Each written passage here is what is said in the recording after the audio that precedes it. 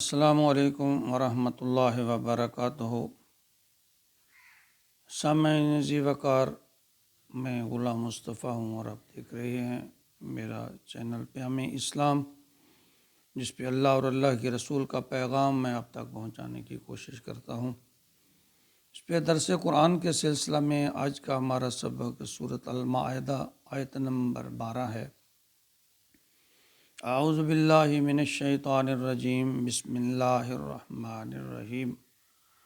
وَلَقَدْ أَخَذَ اللَّهُ مِيثَاقَ بَنِي إِسْرَائِيلَ وَبَعَثْنَا مِنْهُمُ اثْنَيْ عَشَرَ نَقِيبًا وَقَالَ اللَّهُ إِنِّي مَعَكُمْ لَئِنْ أَقَمْتُمُ الصَّلَاةَ وَآتَيْتُمُ الزَّكَاةَ وَآمَنْتُمْ بِرُسُلِي وَعَزَّرْتُمُوهُمْ وَأَقْرَضْتُمُ اللَّهَ قَرْضًا حَسَنًا لَأُكَفِّرَنَّ عَنْكُمْ سَيِّئَاتِكُمْ وَلَأُدْخِلَنَّكُمْ جَنَّاتٍ تَجْرِي مِنْ تَحْتِهَا الْأَنْهَارُ فَمَنْ كَفَرَ بَعْدَ ذَلِكَ مِنْكُمْ فَقَدْ ضَلَّ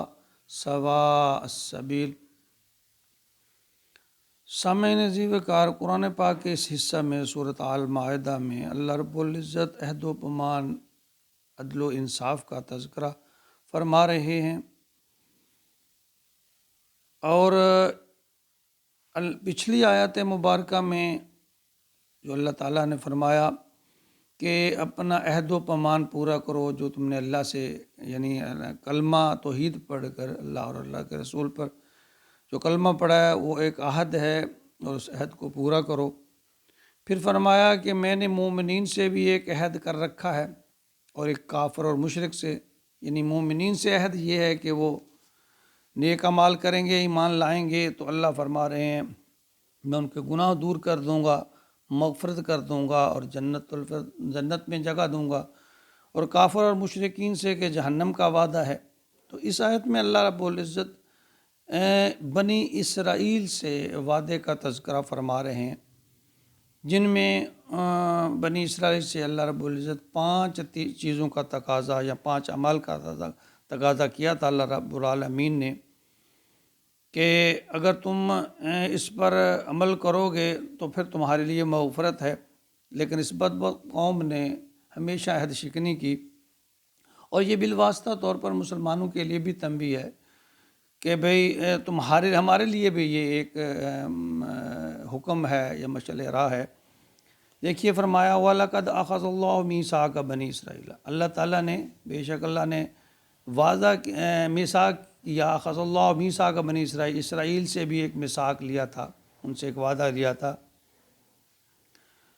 وَبَعَثْنَا مِنْهُمْ اثْنَيْ عَشَرَ نَقِيبًا، کہ ان میں سے ہم نے مقرر کیے تھے 12 نقیب۔ 12 نقیب سے مراد یہ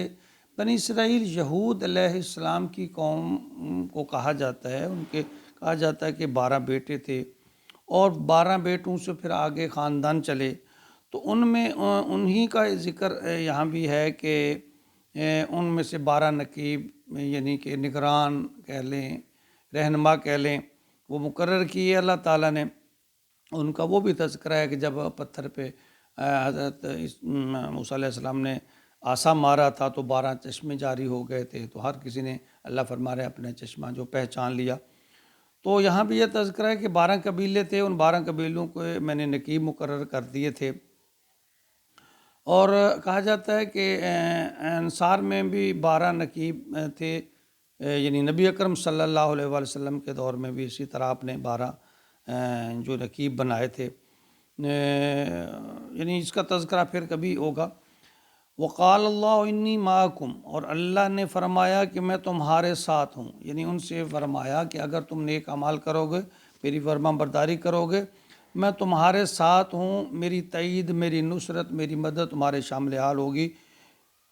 کیا شرائط ہیں، کن شرائط پہ اللہ نے یہ بات فرمایا لَإِنْ أَقَمْتُمُ الصَّلَاةَ، پہلی بات کہ تم نماز قائم کرو گے، وَآتَيْتُمُ الزَّكَاةَ، اور زکوٰۃ دیتے، یعنی بنی اسرائیل کا ذکر ہے، ان سے اللہ نے فرمایا کہ تم یہ کرو گے کہ نماز پر کی پابندی کرو گے اور زکوٰۃ دیتے رہو گے، وَآمَنْتُمْ بِرُسُلِي، اور میرے رسولوں پر ایمان لاتے رہو، یعنی موسیٰ علیہ السلام ہے، اس کے بعد جو بھی نبی آئے گا تم اس پر بھی ایمان لاؤ گے۔ وَعَزَرْتُمُوهُمْ، اور ان رسولوں کی مدد کرو گے۔ مدد سے یہاں مراد اسلام کی ترویج و تبلیغ ہے، یعنی ان کا کہنا مانو گے اور ان کے ساتھ اسلام کی ترویج و تبلیغ میں ان کی مدد کرو گے۔ بنی اسرائیل کے رسالت کا سلسلہ نا ایک بہت لمبے عرصے تک چلا، اور پھر 600 برس یہاں وقفہ آیا، اور عیسیٰ علیہ السلام اور عیسیٰ علیہ السلام کے بعد نبی اکرم آخر الزماں محمد رسول اللہ علیہ وسلم کی بعثت ہوئی۔ تو اس سے پہلے جتنے انبیاء آئے تھے وہ یعقوب علیہ السلام کی، حضرت ابراہیم علیہ السلام کی جو بیٹے تھے اسحاق اور اسماعیل، اسی سے چلے، اور انہی کی اولاد میں اسحاق کی اولاد سے چلے، اور پھر آخر میں حضرت محمد صلی اللہ علیہ وسلم حضرت اسماعیل کی اولاد سے۔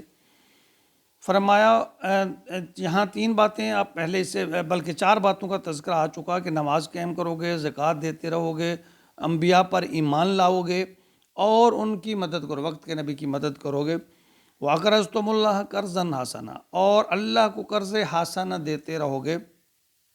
یعنی اللہ کے دین پر اپنا مال خرچ کرتے رہو گے، یا غربا مساکین کی مدد کرتے رہو گے۔ لَأُكَفِّرَنَّ عَنْكُمْ سَيِّئَاتِكُمْ، اللہ فرما رہے ہیں اگر یہ تم کام کرو گے تو پھر کیا ہوگا، تو میں لازماً تمہاری لَأُكَفِّرَنَّ عَنْكُمْ سَيِّئَاتِكُمْ، تمہاری سیئات جو ہیں،